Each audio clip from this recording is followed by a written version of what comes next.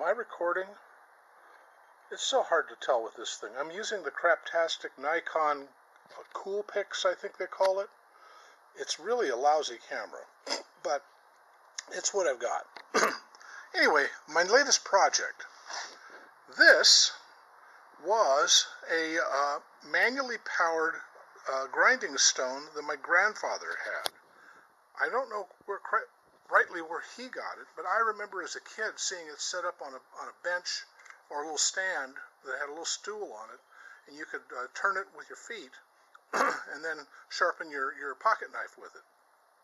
As you can see, it's my hand next to it. It's rather huge. And I thought, well, you know, I know the stand had rotted out years ago.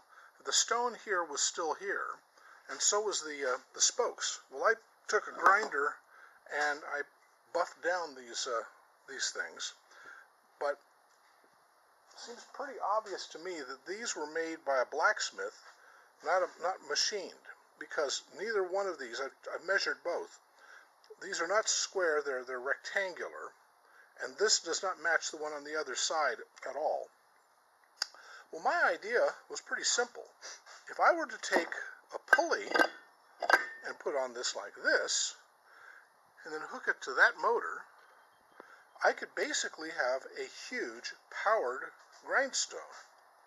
Well, to do that, I need to have this set up properly on a stand.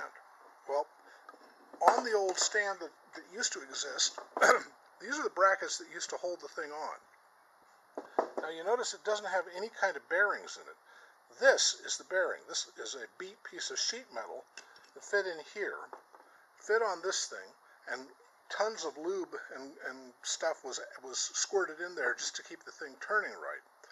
Well, I think a more modern approach might be to use bearings, so I bought some bearings, but they don't quite fit, and they also don't quite fit this.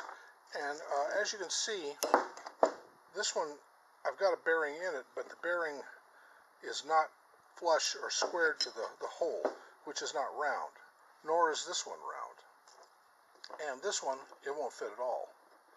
So what I need to do is widen this out enough to get this in, and I guess flatten, do something to make sure this one is in place, and then maybe spot weld some rivets on the side here to hold this one in place. And then once I have this in, do the same on this thing. Then build a stand for this thing, and it'll be a stand for this, the pulley, which happens to fit just perfectly on it.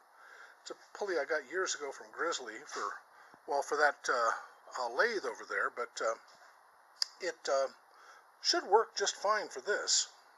I got a much bigger pulley for the lathe, as you can see, but I think this should work.